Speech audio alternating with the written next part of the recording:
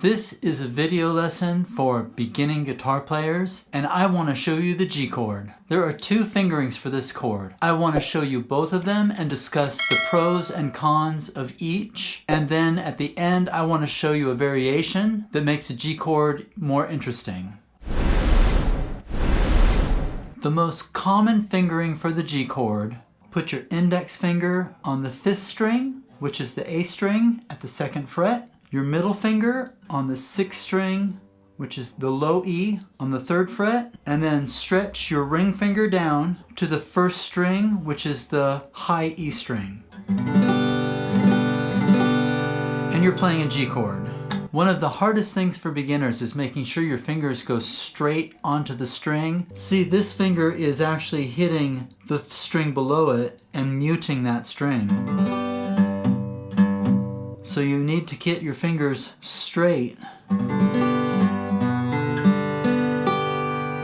This is the most common fingering for the G chord. You will see most people playing it like this. Now the disadvantage for this fingering is you will have to move all your fingers to get to most other chords. When you want to change chords to say a C chord, so here's your G chord.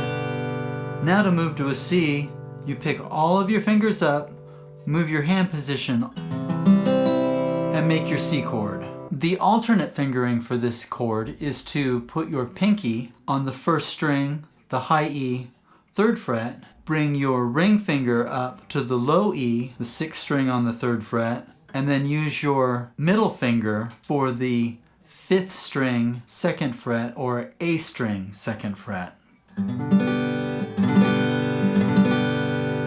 There are two advantages to this fingering.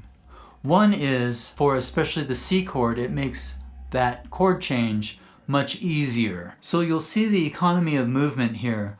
All you do is you bring your index finger down to the 2nd string, the B string on the 1st fret, and your middle and ring finger, they just drop right down. Boom. There's your C. This chord change is a lot easier. The second advantage to this fingering is if you play blues. The change to the G7 is also much easier. Pick up your pinky, bring your index finger down, the 1st string, the high E, 1st fret, and that's a G7. And 7s are what make the blues the blues.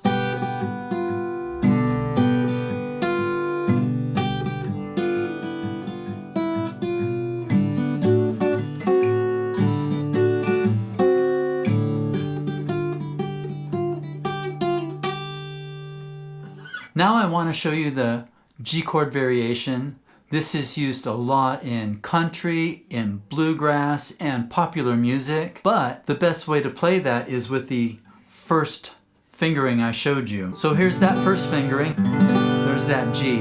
Now the variation involves bringing your ring finger up one, and then just putting your pinky down where your ring finger was. As a beginner, figure out which fingering helps you change chords easier and more cleanly. If you're going to play popular or country music or bluegrass, you might want to use the more common fingering. But try both out and see which one works the best for you. If you have comments or questions, leave them down below and I will be sure and answer. Thanks for watching.